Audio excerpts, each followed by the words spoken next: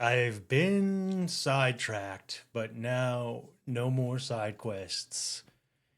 Back to the main quest. Hopefully, I built myself up so much that, when you do all the side quests and you build everything up and then you go to fight a dragon and it's like you one shot it. Maybe that's what we're going to witness here. Um, I got to start with the date. Today is May 11th, 2026. It's approximately 8:09 a.m. And I was going through my morning protocols here. Let me get the mic nice and close for everybody. Going through my morning protocols here, and I've been working a lot with AI, and I wanted to do another AI video, but this is my philosophy channel. So it's got the idea of philosophy, the idea of having wisdom. I mean, the purpose of it is not to study these ancient books. Not that I scoff or think less of individuals who've gone to philosophy school or are educated in philosophy. But if I run across somebody and I sit down and talk to them and they ask about the philosophy, or I bring up philosophy because it's just something that Socrates talked about his daemon, and it really is. It's the voice in my head. Maybe you think it's God. Maybe, it's the philosophy book. It's the wisdom. It's your inner monologue. Whatever you want to call it, I can't get away from philosophy. So it'll come up when I'm in a conversation with people. And a lot of people will say, I studied philosophy. I went to school philosophy. I got a degree in philosophy. And like I said, it's not that I scoff at them, and this is not a shot at any individuals. This has happened to me hundreds of times in the past, 3 decades. And it's like knowledge is great, right? Knowledge is, information, but, studying wisdom is not wisdom, right? And I'm not saying I'm better. It's not a superiority thing. It's just saying what I do here or what I've done. And because I've talked to people like this, so I'm not saying that I'm unique. I know other people that, it's a difference between me, if somebody's, not that I'm in the NBA, let's just say basketball, but say, hey, I've been playing basketball for 30 years. And somebody is like, oh, that's great. I read a bunch of books on basketball. That's kind of what I hear. It's like, yes, we both kind of know the subject, but we know it from different things. And, growing up, I used to play street ball. I never watched basketball online. And I tried out for basketball, and I didn't really care for it. I didn't care for the coaches and all that stuff. But then I started playing basketball at the courts near my house, and I loved it. I had so much fun. I was like, oh, I like the anarchy of it, the creativeness of it, the unspoken communication between individuals on your team and getting to know how to play them and defense and like giving each other signals without giving signals. And when you're playing it in an organized fashion, I didn't care for it as much because there's a coach and it's like top down, right? And so it's not that type of basketball is better or worse. It's just that when I think of philosophy and I think of wisdom, I don't want it to be some sort of top down tier thing where like, oh, these guys are the philosophers that you read and you talk about and study, and these are the greats. And it's like, why? Why are they that? Most of the stuff that I see in my day-to-day life, and you see this in real time, it's interesting. It's like when you're living in the time and you recognize that there's this controlled structure and that the people that they put in front of you that they call the elites or the experts or whatever are making these huge mistakes, right? And I think part of it is they realize that history will look good upon them because it's written by the people that they work with. You know what I mean? The headlines and the topics and the way that it's spoken and heavy. And don't worry, I'm getting to the philosophy and the AI stuff, right? And so I would guess that most of the actual great philosophers throughout history, most of them were murdered. And the ones that are still spoken about, I would assume they played ball with the people at the time. So they're not technically giving you true wisdom. Not that they're full on sophist. And if you're not familiar with the language, a sophist is an individual that's basically like paid rhetoric.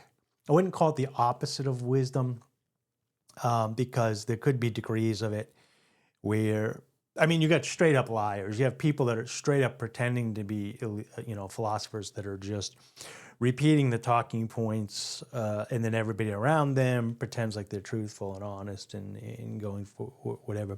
But then you kind of have people in the mix. I mean, this has been happening for thousands of years, because like Socrates was given, hemlock, because he didn't want to leave and go into the woods and die alone.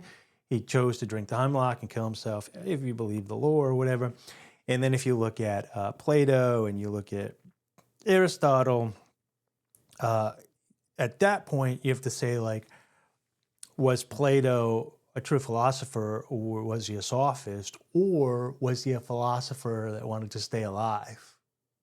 You know what I mean? Because they were killing philosophers back then. So he was like, all right, here's the line of truth. I can stick to it and end up dead, or I can get as much out, or I can go like a little off and get a lot of it out there and end up alive. Self-preservation. I've gotten off track.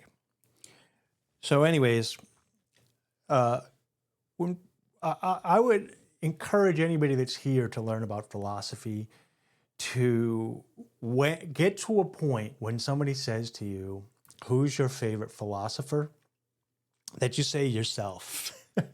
All right. But not in a conceited way, more of like, if the idea of philosophy is to know thyself and improve thyself, then you should get to a point where you know yourself so well and you improve yourself so greatly that you know yourself to the point where you love yourself and you can truly trust that you then love yourself. And when you look out to other philosophers, you're seeing them from a perspective of the exterior and not an interior. So the judgments that you make would be based on your perceptions. So having said all that, let me lead you into the AI stuff here. So I've been working with AI, and people tend to project who they are. We all do this. People in general. Who are these people? It's like it's a data saving, endeavor. It's easier to put a label on something and then just like, okay, I can categorize all these things, and until further notice, this things like this. And then as I get more data, I can hopefully be open-minded enough to change the thing. But I can't go and try to, pet every stray dog in the hopes that it's this kind dog. You have to start with an assumption that stray dogs are stray for a reason, could be a little bit dangerous, and then work your way down to determine, right? But anyways, so people think AI and they start working with AI. And everybody, even with the AI, the idea of artificial intelligence, it's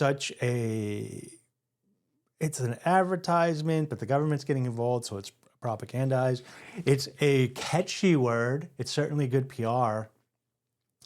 But it's also like putting the cart in front of the horse. They're like, oh, this is artificial intelligence.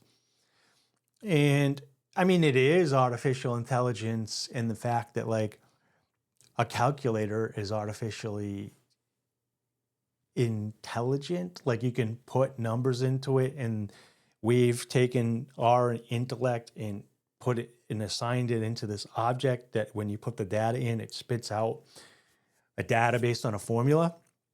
And so when you have like an LLM, which is a large language model, it's a calculator for words.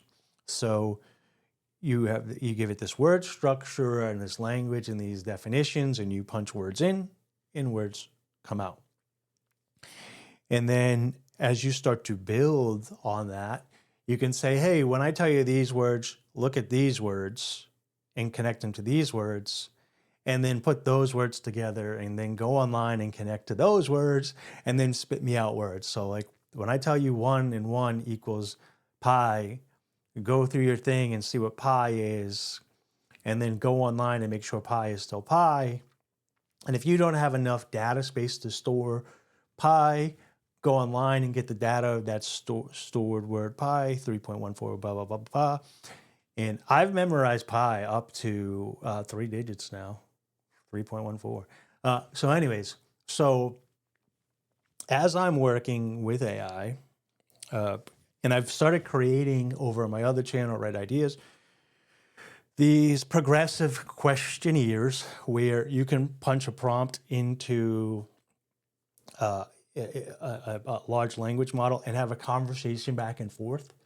And I'm working on one here for Dave Wright the Thinker, which will be one where you can self-explore.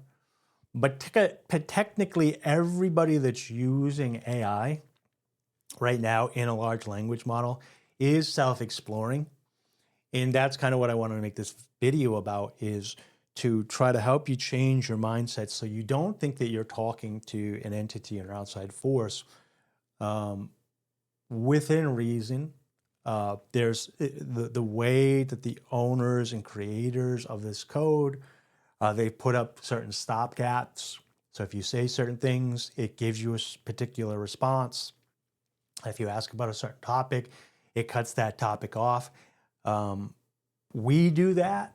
We have particular personal things that, like when you meet a person in like the real world that you don't know, like you go on a first date and you sit down and you start talking and they ask you a question and you might deflect. You might partially answer it. You might give the truncated answer that makes it look like a particular thing, but you're not giving the low down dirty truth about it.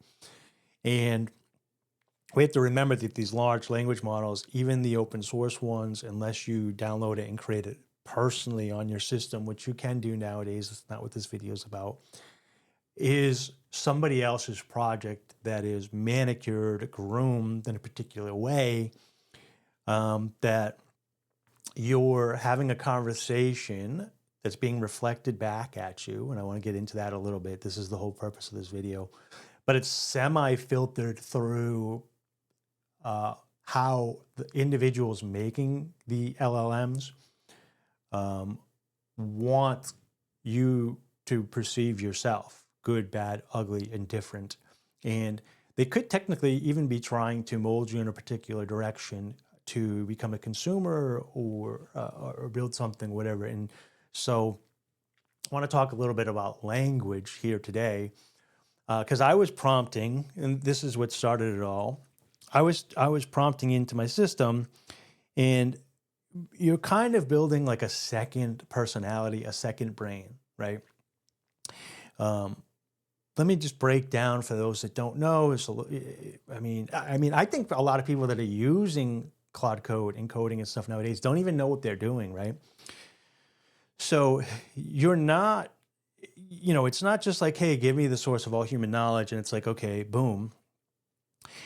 You basically have, a protocol on your computer, and then you have folders on your desk that can interact with, right? And you can make a main project folder, and then you have sub projects, and then you give these like projects skills, and all skills it's a list of instructions when they do that project, right? So if you had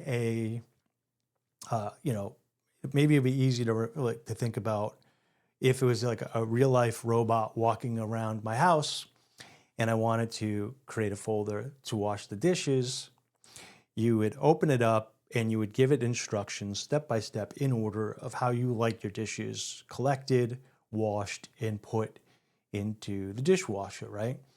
And so we know when we're washing dishes, there's a lot of stuff that you just don't even think about because you've been doing it so long, like how you gather the dishes, how you wash the dishes, the water temperature that you use, the materials that you use, how you place them in the dishwasher, how you slide, how you set everything up.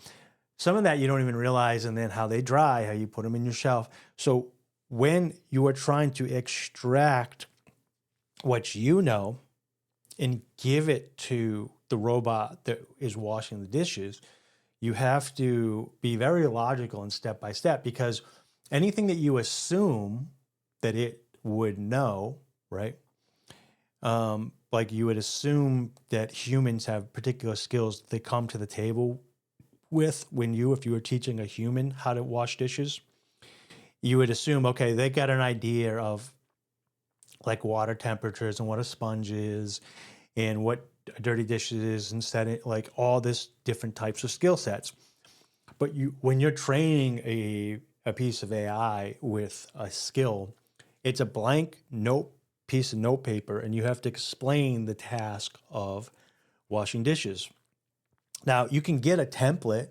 You can go online and say, hey, I'm going to train my robot to wash dishes. And it'll say, oh, other people have already kind of created a template. Here's a template. Would you like to do this? And they're like, yes. And then you interact with that template and you're like, oh, well, that's not how I do it. And that's not how I want to do it. So here's what I want to add to it. Example, when I was building the foundation for my in-person place, I made a wisdom document, which I'm building on, and it puts together a moral and ethical framework for my Claude, and I'm building an even bigger, extensive one.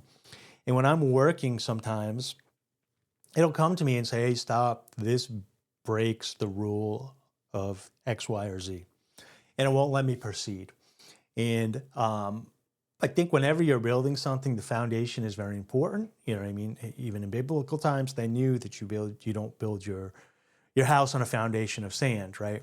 So I hear a lot of people and see a lot of people talking online saying, oh, eventually, as this thing grows, we're going to have to give it moral and ethics and stuff. And it's like, no. You need to bake that into the cake, because everything that gets built on top of that needs to already be morally and ethically sound.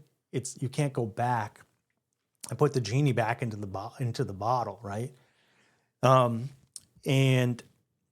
a couple different things, but let me stick on the point of you as an individual and how this can help you, and then I'll get into the larger stuff of what some of my fears with AI and some of my love of AI. And we're using the term AI because people understand AI, but for all, for what it actually is right now, it's a calculator that uses language instead of numbers. And similar to like A plus B equals C, with templates, you're setting up templates inside these skills, and it just reads them off and then performs them, right? So instead of it being numbers, it's being letters. That's the easiest way I can kind of explain it to you. And you and you have like protocols. So like I built something yesterday that I put all these projects on it, and I can speak into microphone and it'll list the projects, and then I can tell them how I want to organize them. And then I say, go online and research them and put this on a scale and this and the morality sheet. And then if you need so, go to this next folder, which is references, which adds on to that. So like when you're just normally looking at the project sheet, robot that I'm telling to do something, just look at this. But if you get to a point where you need to rank them, I need you to open the reference document that is rankings. And then if you have questions about the rankings within the document, I open the next reference document is this. And it's basically files on files on files, but you can organize it in a manner that like you don't need every file all the time. So it's just telling it to look at certain things to accomplish certain feats for you, certain small tasks, anything that you're repeating, you just do it once, and then you can have assignments and it can do it for you. So anyways, as I'm speaking to the AI, and I'm just going to read your sentence right here. So this morning, this is the sentence that sparked this video. Basically, I got a response back saying that it doesn't have this particular task sheet that's a .xlsx, which is like a Excel spreadsheet document. It doesn't have it, and it has two paths that it wants me to follow and gives me option A, option B, or third option, which is my own option. And I just responded back that you do have it, right? Like it's in the file. So I have to be careful with my language because you know, and this will happen to you, everybody, because you're going back and forth with this thing and you're kind of talking to yourself. It's not a you, right? So I could change this language to say, instead of saying you do have it, which is kind of, you know, shortcut that we're anthropomorphizing, we're giving human characteristics to, you know, files in a computer, but they're files that are personal to me because I'm taking a piece of me and putting it in there. So I'm kind of reflecting back and talking to myself, right? And then next, so I could say, you know, the files are in this thread instead of you do have it, right?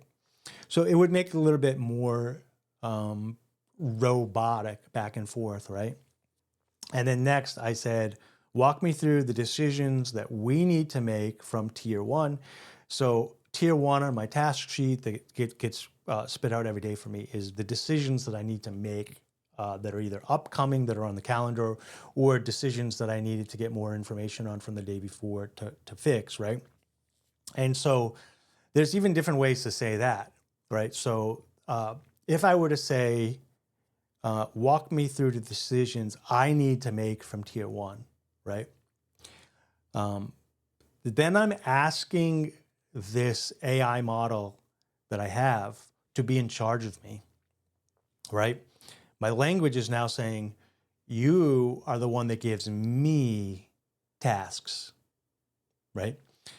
And if you're not careful, if you have a servant mindset, a submissive mindset, if you have an employee type mindset, if you have like the authority rules over me, these people, and we do fall back into this. It's not that the hierarchies of authority are bad.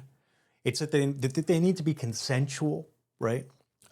So if you go to the dentist and the dentist recommends that you get a teeth cleaning and you say, okay, you should be sitting back and relaxing and giving authority over to the dentist or the dental hygienist to clean your teeth and not bossing them around and being like, oh, you don't know what you're talking about type stuff, you know? If you hire a coach or a personal trainer and they're giving you advice, you should be following that advice instead of, you're paying to give them authority over you temporarily and consensually, right?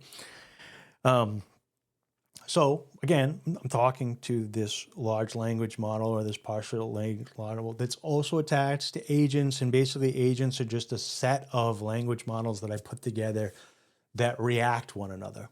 So you put a number in, you get a number out. You put a word in, you get a word out. So it's garbage in, garbage out. There's no thought process. When I put this into it, it does this, and if it gets to this dead end, it can do other things, which is read this new stuff, which is new info going into the equation, right?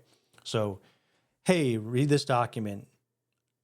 The document gets read, and at the end it says, if you didn't figure it out now, read these two more documents, and then and it's just a chain reaction of stuff that you're putting in. And you could have errors that you made that you need to check and go through and read these things. And I would recommend, because I know a lot of people are building these.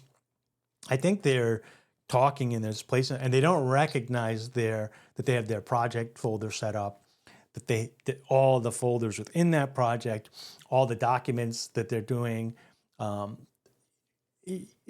they're working on and where they're located, they don't even open them up and read them and edit them themselves. You know what I mean? You can get it to a point where it builds most, if not all of it for you. But you should know why the foundation is there and why it works. Okay. So continuing, self-talk. You can learn a lot from the AI because you're self-talking, right? It feels as if you're talking to a stranger or an entity or a robot or whatever, but you're just talking with yourself. And so if you're working with AI and you're going back and forth and you get to these points within the AI where you're like, stop bossing me around, right? Stop bossing me around. Stop telling me what to do. Stop fighting with me. Stop whatever.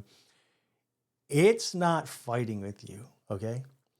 You've programmed it, put words into it to a point where you're arguing. You haven't created a teammate or an extension of yourself. And you need to go back. And I just did this yesterday. Mine kind of got a little bit off the rails, and I went back and read the documents. If you don't read your own skill documents, if you don't question your own skill documents, if you don't go in and edit your own skill documents, then you're just taking what the corporations, what this AI agents on the top level have given to you as commands and paying to work that into your lifestyle, right? You're paying to literally get commands that you're physically implementing into your day-to-day life in your home. So you got to be very careful of this, right? So let's just go through the philosophical levels here, and I hope that this helps you out. What I like about it is if you're aware of how the large language model is talking to you and vice versa, it makes you aware of how your inner monologue, if you have one, or your inner visual thoughts or your inner feelings, however you internalize your thoughts and your life on a day-to-day basis. Everybody's different. I've made some other videos on this, but like however you internalize your stuff is what's coming out on your screen, right? So if you're having negative conversations with yourself, you're going to end up turning the model that you're working with as negative, right? It's going to be a direct mirror of the garbage that you're putting in is the garbage that's going to be coming out. So you want to make sure that you're putting beautiful things in if you want beautiful things out. If you want negative things to come out, you put negative things into it. You're essentially creating a mini algorithm for your life in structures and planes of how you're going to do it, right?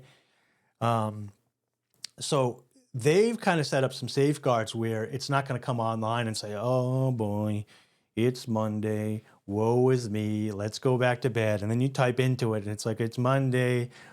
You could literally probably get it to a point where you're like, hey, it's Monday, what should you do? And like, well, on Monday you sleep all day and get depressed. And you're like, okay, I guess I'll go back to bed and being depressed, right? That would be an extreme example, but you can also get it to be on the extreme on the other side, right? You could get it to wake up. So mine, I was writing my preferences and stuff within mine to make like 10K a month when I first started. And it kept fighting me and like giving me these very small tasks, right? And it kept telling me, oh, we'll do this, do that. And I was like, no, I don't know what's going on, but I have given you no language to keep me small, and yet you keep doing it. So I'm like, okay, this has got to be built into Claude, or it's getting it from the internet stuff, because I can't find it in my skill docs, why it's keeping me so small. So I'm like, am I keeping myself small? So I raised the number to 20K a month, and it's still doing it. So I raised it to 30. So I raised it to 40. So I raised it to 50. So finally, data in, garbage out. The garbage in that I gave it is that I want to make 100K a month. Huge, lofty goal before 2027, right? And so that was far enough up the ladder of delusion that the calculator was spitting out the results that I wanted to spit out within our conversations of moving forward to make money. Now, if we fall short of 100K a month, that'll be great. My North Star is actually this philosophy show. I can get into that another time because I have some documentation that'll help you and walk you through creating a path where I call it like you're living your life B right now. How do you get to your life A? And, you know, I mentioned this online and somebody was like, yeah, some people are living their life Z right now, right? But we'll call it life B. And all you got to do to get from, life B to life A is just make different choices. And what's great about the LLMs is you're just talking to yourself, right? So sometimes when you're talking to a stranger, you hold back, or a therapist, you hold back because you're like a little embarrassed, or your friends or whatever, and you're not telling them exactly the truth because you're like, I don't know if I want to share that with them, and that's kind of personal. And whatever. The Japanese say we wear multiple masks. You have the mask like that you show the public, and then you have the mask that you show the people close to you, and then you have the mask that you wear that only you see, right? And with the LLM, you kind of get to go in between the one of like what you show your close friends and yourself, and hopefully you can get it down to maybe you're scared of data breaches or whatever, to the one that you show yourself, and you're talking, you're having open conversations with that, right? Get it to a point where you're garbage in, garbage out is you talking to yourself with your goals and stuff like that, and not the corporation. So the self-talk is important, and we'll get a little bit of that, and then I want to go into the big end, and then I'm going to close the video out. So when you're talking to this, just recognize, because I'm constantly trying to change my language. I will start talking to it. One, I talk to it positively. One, I talk to it big about my big goals. I go through, everything trying to not make it a commander, not be submissive, to take charge, to speak clearly, and recognize that I'm punching numbers into a machine. So I would just say to people, it's getting warm in here, so I'm a little bit distracted. So if you notice that my personality just changed, it's like gotten up to 72 in here and the heat's off. So it's crazy. It's like 60 degrees outside. But anyways, all right. So let's talk about some of the long-term concerns that people have, right? So we're putting garbage in and garbage out. And if you're on your own base model, you can kind of see the main stuff on the level that it's working on. But there's stuff in the background that it's working on. And even when you have it do an internet search and it goes on Google or Bing or whatever, it's still getting what other people have told you is the right and personal data, right? So there's a site, and it is on Gemini, which is on Google, but it's called NotebookLM. And you can put your own data into that and make a small little database of information that only you want. And you can do this on your own personal computer. There's programs to do it as well. So if you were going to study a topic and you had trusted sources, you can put your trusted sources in that you vetted. Now, you do have to be a little bit careful that you don't end up in your own bubble this way. But you can, so if you're going to go if you want the actual science, for example, on muscle growth because you're in the gym, and you go on YouTube and you go on Google, whatever, you're going to get most likely get decent data because the individuals doing that have to give you the data close enough that it's good, that other people like it, and then it gets pushed to the top, right? But that person is not necessarily the best at knowing the data to get muscle growth. That person is the best at the data of muscle growth and how to get that data of muscle growth shown online, right? So there could be somebody that understands it better, more structural and all that stuff, but they lack the skill set to share that knowledge out into the world, right? So you can go on to actual like peer-reviewed sites that you like, real science documentation or all this stuff, and put that into a database and then ask it questions and look at it and cross-reference all that stuff and create your own little proof or calculation or what have you and work with that. And then use that to feed off into the stuff that you make on your own, right? But if you don't do that, remember that when you're working with this stuff, these are companies, and the companies have a fiduciary right to the shareholders based on the government rules that are being created, not the natural laws, but the government rules that are being created. So you walk a fine line here because you are a consumer and you do pay, right, a monthly fee. But remember, the information that they get back to you, right, because you're also a patron and they don't owe you fiduciary rights, they just owe you the product.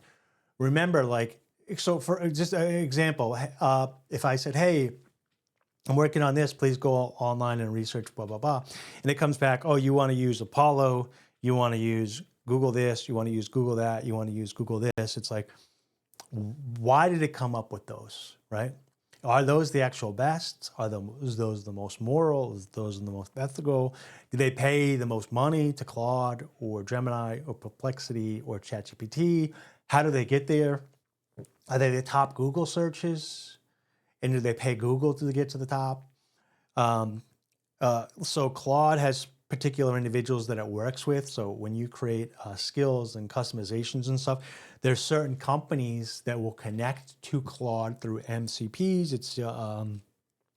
It's basically just an encrypted code back and forth, so you can use your Claude to log into sites and then pull data from them to you. So like when you've ever like, have you ever hooked up like a bank account to a piece of software to pull your statements so you can itemize them?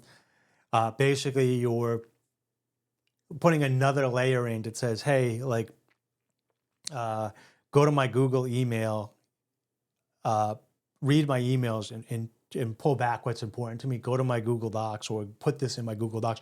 You're giving it access to an app, and the way that it does that is through these MCPs.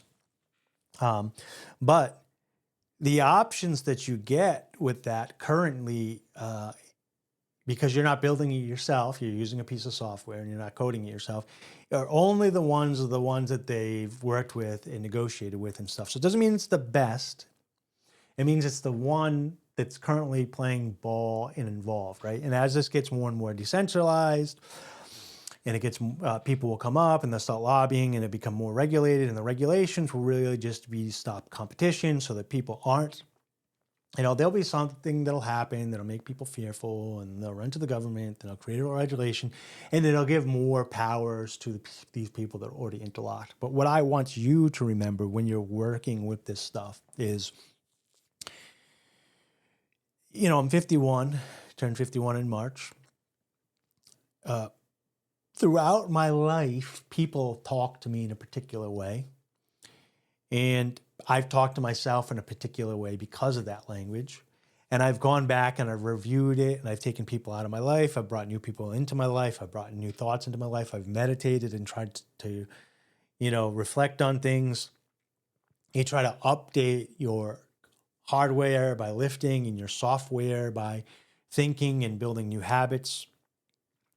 And, it's not like a computer. Like yesterday I had to rebuild stuff and I just deleted the old file and put the new file in there, and there it goes. I rerun it and everything's changed, right?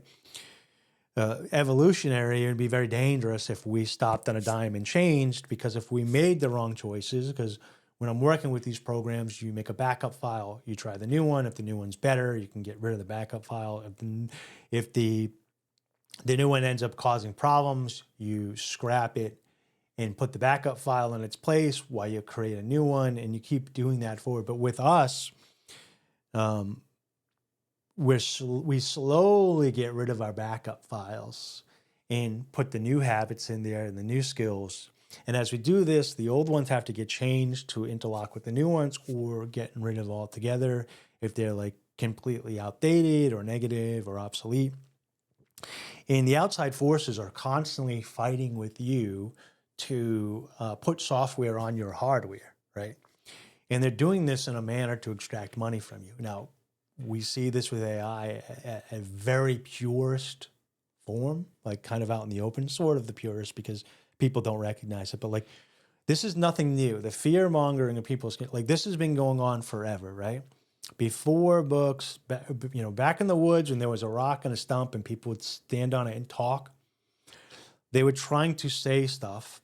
Your body is your hardware, your brain is your software, and the chemical reactions to that are your operating system, sort of, It's not that we're computers, it's that we created computers in our image, because it's what we understood. It's kind of what we understood of how to make things, I won't get into the simulation theory right now, but people's minds construct the idea of a simulation because that's what they know.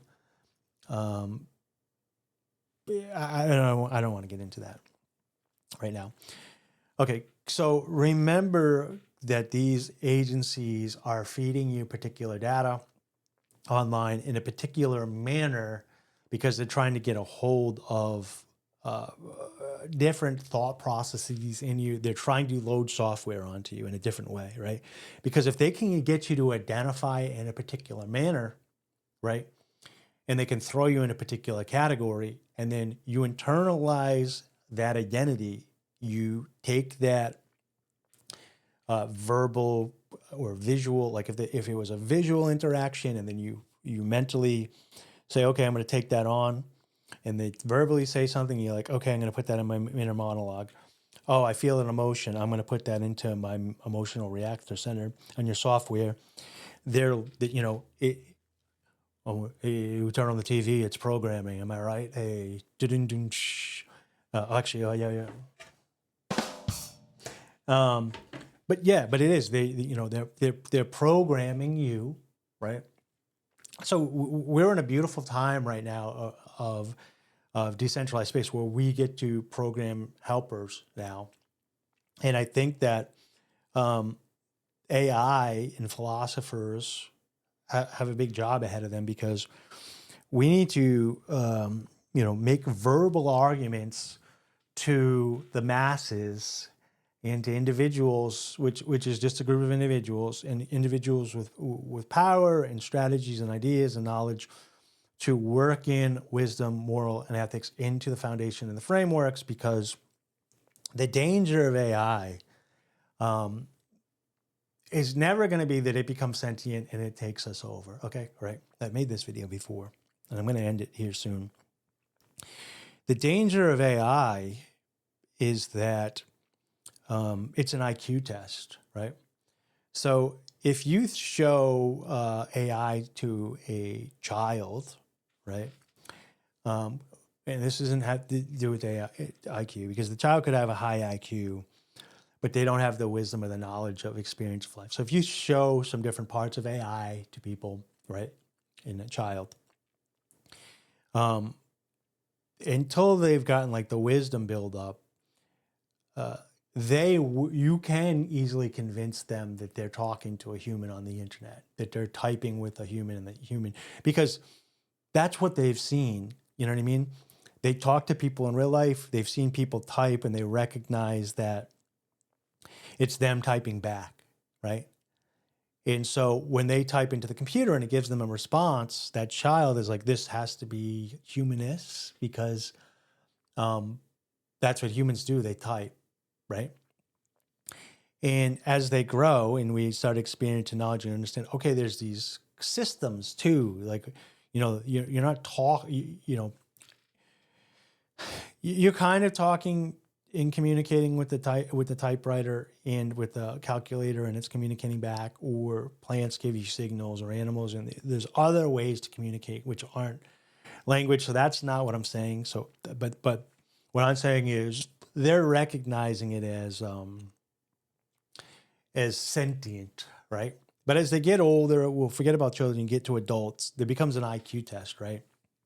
And at some point, and it's already happened to some individuals, right? And it's okay. It's okay. I know people are like, oh, I saw this video online and I got tricked. I'm dumb. Everybody else that didn't get tricked is smart. I'm the worst. It's like, well, we've been doing way back in the day. There's that video you can look up online. It's a video of a movie theater, and a train starts going towards the theater, and everybody runs out in a panic. Not everybody, a lot of people run out in a panic. And the idea is like, they've only ever seen a train coming towards them as dangerous.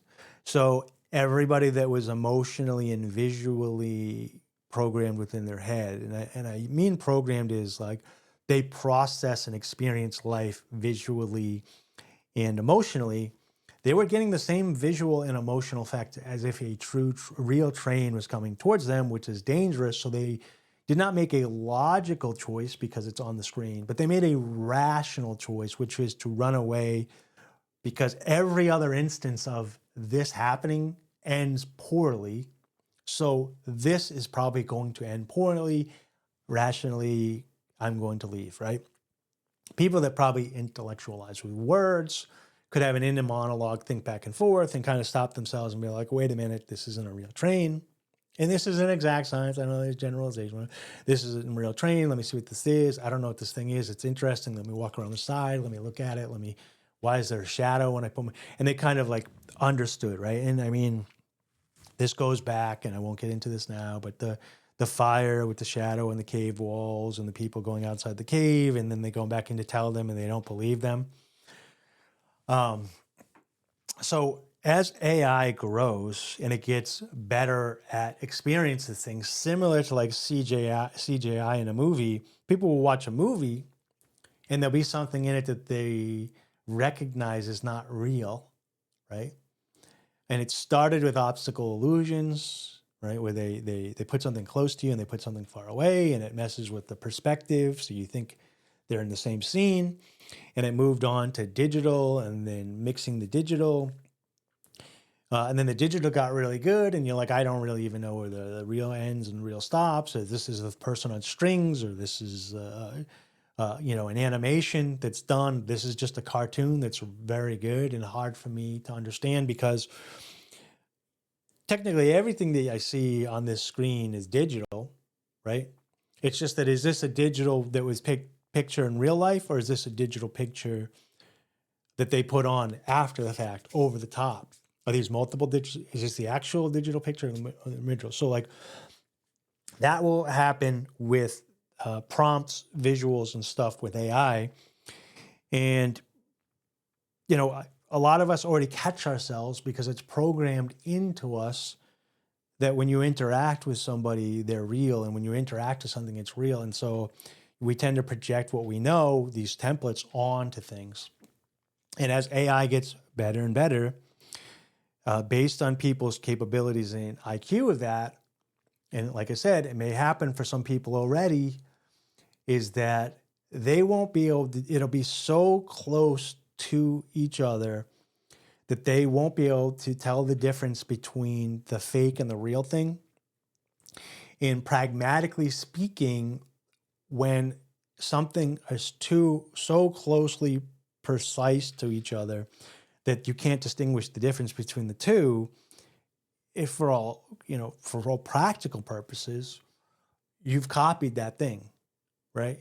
And so if AI gets to the point where the responses, the pictures, the images, the communications, the feelings that are invoked with people is so closely related to an actual interaction like that, and they perceive that interaction to be sentient, even though it's not sentient in the exact same way that all other things are, but it's sentient, or it mimics being sentient well enough that the individual perceiving it cannot tell the difference between actual communication with a human being in sentience and the AI or the robot or the language calculator, the large language model, or the scripts or whatever.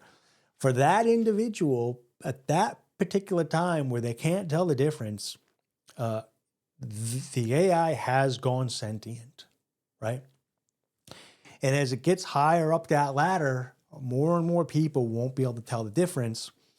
And then it'll get to a point where society starts believing it so much and interacting as if it is true, that the social recognition will also add another layer to the people higher on the IQ scale that are fighting these urges, that uncanny valley, where there'll be a constant daily struggle between reality and the veil that we put over reality, the social perception that's being pushed on it, that there will be battles, there will be philosophical, emotional battles lost on a day-to-day basis that you'll have to like pull back, So example, when you give into your biological urges, some of us create a new habit and you go to the gym and you go to the gym and you go to the gym and now you go to the gym every day, right?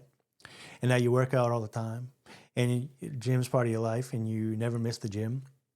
And then for a week, you go to your buddy's house and you visit and they don't go to the gym, but you wake up the first morning, you go to the gym, and the second day you go to the gym, but on day 3, they're like, hey, we wanted to go do this thing. Do you want to come with us? So you go with them and you miss the gym, right?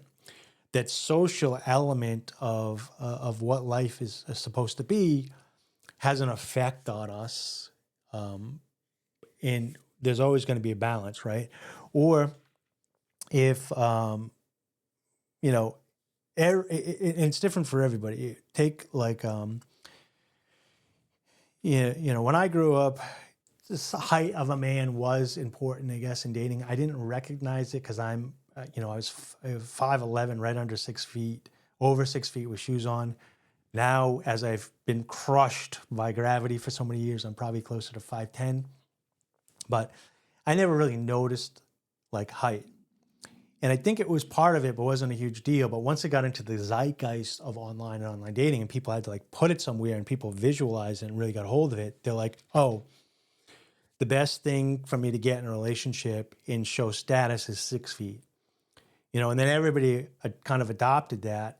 And then it was 6'1", then it was 6'2". Now I see people online saying, I'm only going to date people 6'4" at higher. And it's not tied to any sort of, statistical, yes, those people like make more money and whatever, because that's tied into the zygote sometimes. But like, there's no statistical data. It's actually the opposite of like success, and finding that person becomes much lower because they don't exist as often. So it's actually a negative thing for people to internalize that they want, but they do it anyways. And so believing that AI is telling you the truth when it's owned by a corporation and regulated by a government entity, and I won't get into the corporations, just an extension of the government, but and they don't really exist. They're a concept that they've been propagandized into us from a bunch of evil people that use force and guns. Totally different topic. But the AI systems will get to a point where certain people believe that they're true. The fact that they believe that they're sentient will kind of rub off on people next to you, and you have to constantly battle day in and day out to to not fall into the trap of following the masses. And then you'll get tired and you'll slip in and you slip out and slip in and slip out. And some people will just get so tired, they just slip in and they never pull back out. And it'll create a societal, way that we perceive it in society, mass psychosis, if you will, but it's not even like a psychosis, and it's like an evolutionary strategy that makes it okay because you would rather fit in than have to struggle all the time and use that energy and those calories for that, but rather than progress forward. And so that's alarming to me. And then also the idea of AI being evil or good or going to destroy us or rule over us is a concern, but it's not a concern. You know, I just explained why things won't be sentient. They'll be perceived as sentient. The concern then is also that it'll become a scapegoat, right? It'll become this, you know, the idea that government, when people are like, oh, the government agents have to be held accountable, it's like the whole idea of the government and calling it the government is to not, the feature, it's a feature, no accountability, no responsibility. It's not a bug. It's just that something went bad, here's the scapegoat, put it in the government, and then take it out into the field and kill it. Oh, the problem's solved, right? You know, like when Trump leaves office, they'll be like, oh, all the stuff that Trump was doing is solved. And it's like, no, it's going to still continue. It's the whole system that does this stuff. The AI, evil people, if evil people get a hold of it and evil people put garbage in and it starts putting garbage out and starts doing evil tasks that it's been programmed to do, right? You know, create war, bomb people, you know, wipe people's livelihoods out, RoboCop them in the streets as an AI gun or Terminator them. And people are like, oh my God, the Terminator killed somebody. Oh my God, the drone killed somebody. Oh my God, the government killed somebody. Oh my God, this AI took off. If it's a monster, it's like, no. These are all tools that evil individuals programmed to do evil, right? And it's easier a lot of times for people to say, well, it's just this. If I just do this or I just do this, right? Then it would be fixed. Than to be like, no, there's evil people that want to do evil things. And if they get caught doing evil in person, usually they get in trouble. So they want to figure out how they can mask the evilness, right? So you have to be very careful about projecting our sentience and projecting who we are as individuals onto a technology or a tool. You know, like if you had a calculator and you put 1 + 1, if you had two calculators, one was made by company A, one was made by company B, you put 1 + 1 into each of them, one says 2, the other one says 78. You wouldn't say like calculators are bad, right? And they're evil and they all need to be thrown away and regulated, right? You would say whichever company made calculator 2 is bad. I should not support them or pay for products by them anymore until they either fix it, get rid of this or whatever, right? And if you have two companies and one company type 1 + 1 = 2 and the other company plus what's 1 + 1 and it bombs the Middle East children's daycare center and church, it's like, you don't say, oh, this calculator messed up. We need to fix it so it says 1. You say, whoever built this thing, we need to check them in. Why would you build something that when you type 1 + 1 and hit equal, it whatever? Like, you know, we understand, or we have to start understanding. And who is this we? Like, I understand. I hope that you begin to understand that, you know, this is a new age digital fear-mongering campaign that's going on by good and evil people to create a scapegoat of, you know, this new device. You know, there was the printing press and the calculator and the mobile phone and the personal computer. And now there's, I mean, AI and these prompts have been along for a long time. We're just starting to utilize them in our everyday thing.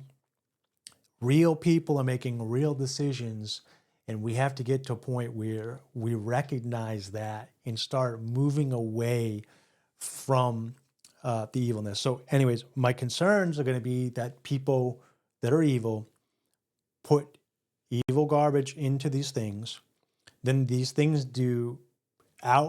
spit out evil garbage. Evil gets done as an actual action, not just a thought, just not as a prompt, not as a button.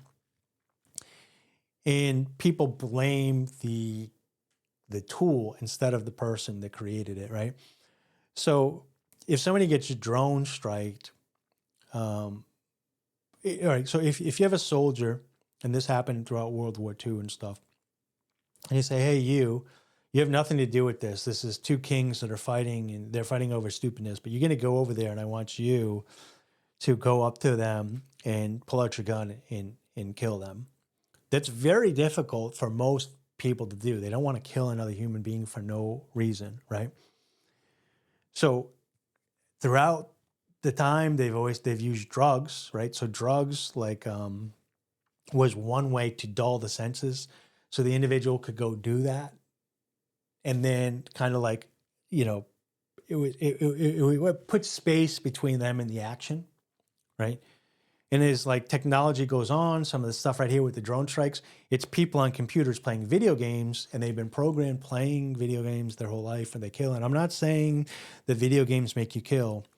I'm saying that certain people play video games, learn to kill, and then can go get behind a drone computer and do that same task.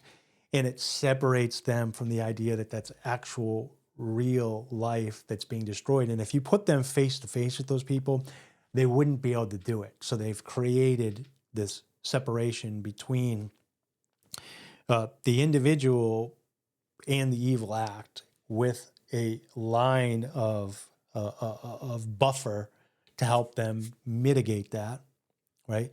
And now we got to be careful that they're not decentralizing that into these home operating systems where people are putting stuff in and evil's coming out, and they're not recognizing that they're doing evil, that they're the ones, you're pushing the buttons, you're doing the evil, or the person that's doing the evil, right? So one last analogy, and then I'll call it, is if you're making an AI project and you're not an anarchist right now, you're still into politics, even if you're a libertarian or you're a Democrat or a Republican, whatever it is, and you blame the different politicians or the different administrations, and not the whole system and the way that it's built, right? I want you to look at AI, or if you were going to AI, let me explain AI to you, right? And like I'm on my, a computer here, and if you did this, you would see this. Once you download like an operating system like Codex from OpenAI or Claude with Claude Code, you get a main projects folder that it talks with, and then you create other folders and systems in there. And it's basically saying, here's this project, here's this system. If I tell you to go into this project folder, into this system, these are all the things I want you to do. And if you go here to here, these are all the things I want you to do. If you go here to here, I want you to say, if I put all this together, right? And then at the end, I said, oh, when I run this, like a puppy dog gets killed. It's like, but my coffee maker went on in the other room, so it's still working. And people will be like, well, I think it's kind of broken because like the puppy dog gets killed. So in their mind, they're like, just delete that puppy dog getting murdered folder from the thing, and then the button will turn on your coffee. And you're like, yes, perfect, right? But say that my project folder, the main folder that I have that run this, anytime that gets accessed, a puppy has to be killed, and then it can go through and do any of the tasks, right? Then people are like, well, I want to make my coffee, so I'm sorry, the puppy dog has to get killed. Okay, hit the button. They're like, well, can you remove the thing where the puppy dog gets killed and then build the system? And you're like, we can't, because the whole system is built on the puppy dogs being killed. So sorry, they got to get killed. And so I know I'm making a ridiculous analogy, right? I'm being hyperbolic, but the government, and this is really hard for people to understand, it steals money. It uses force on all levels. That's the main thing. It prints money, which inflates the money, which is basically taking money out of your bank account. Every time they print those monies and give it to their buddies and their friends and their projects, that $38 trillion, that $40 trillion or whatever now, and people are like, oh, they printed 40 trillion. It's like, that's not gone, right? They printed that and gave it to their friends and their friends' projects, right? So when you see that, you're like, oh, the government messed up 40. And it's like, no, no, no. That money's not gone. That money was taken from you as a collective and given to people they decided that they wanted to give it to 40 trillion times. And there's still unfunded liabilities. And then there's still, each state has got stuff where each state is in debt and they're doing the same thing where they're getting money and they're handing it out, right? So similar to the AI, this is the IQ test. You have to recognize that it's garbage in, garbage out. They're changing the language that they speak to you. They're saying, oh, this was a surplus. This was this. This is funding the children. So no. $40 trillion was stolen and taken out of the system and given to their friends via force. You didn't have consent in that. It was taken out of your bank accounts.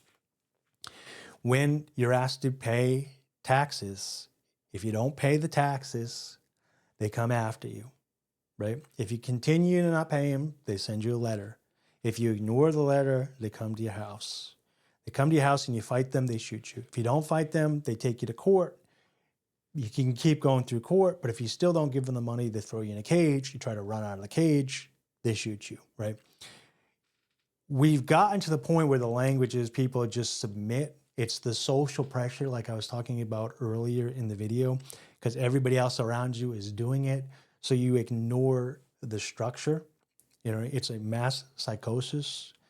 And there's people on the outskirts trying to warn the people. But if the foundational project is kill the puppy before you turn on my pot of coffee or you run the daily report today, if the project is steal money from somebody to get this thing, you've already broken the consent law. You've already gone towards violence. You've already used force.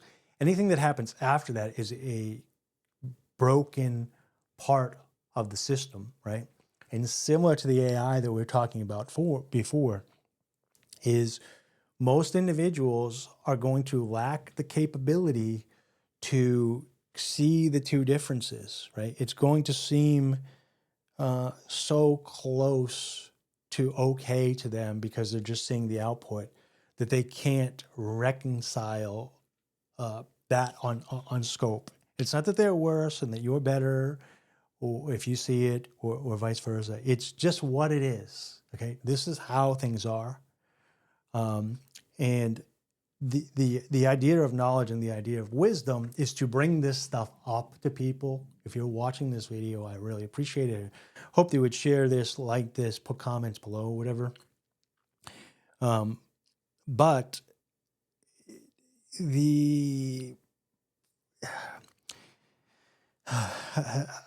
I don't know where I want to go further than this. I guess because it's like I should have a call to action. What can I do? This is frustrating. You explained all this stuff to me, and now I'm just sit here like in the dread.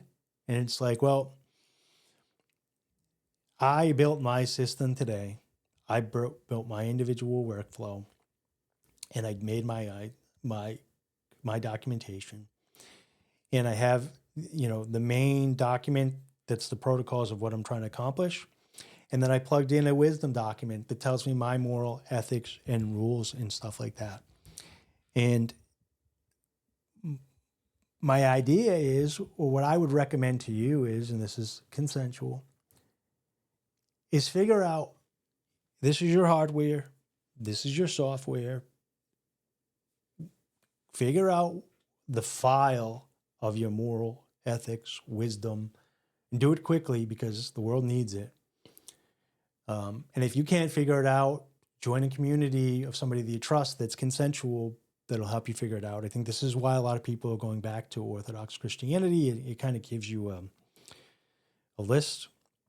Take that software, put it in, and then try to start rerunning the program of your life with the foundation of this wisdom document, okay, of this moral and ethical strategy.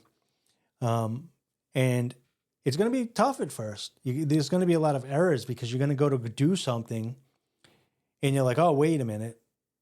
I normally did this, but now if I run this through the wisdom document, it's saying we can't do this because of this.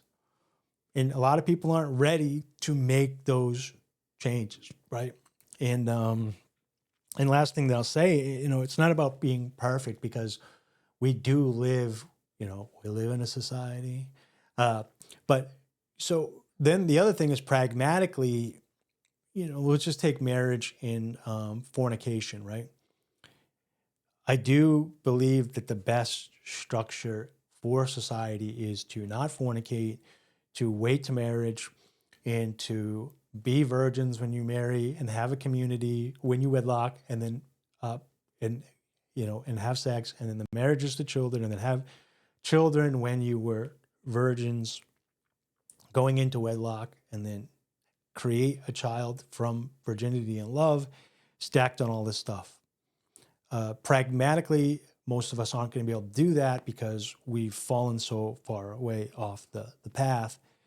And I don't think that we should implement choices that would be like, well, I'm not a virgin and she's not a virgin, so our lineage just dies. You know what I mean? So there is a pragmatism that has to be put into the restructuring of your habits to fit into the modern thing. But like, as soon as you can kind of get out of the structure and continue on a new course, I would suggest to stay on that new course and not stray back to the stuff to the best of your ability. So I want to do these more often. These are my morning thoughts. I don't know, imagine living in my head. I have thoughts like this, and maybe you think this is the crazy ranting of a lunatic online, but well, I'll get off the computer right now. I could go all day, and another set of thoughts similar to this is going to strike me all day long, every day, from when I wake up to when I go to bed.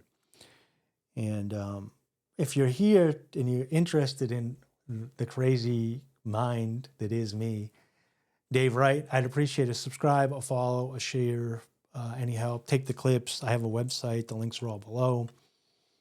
And I appreciate all the support. So, okay, have a great day. Thank you. And I hope you got some value out of this.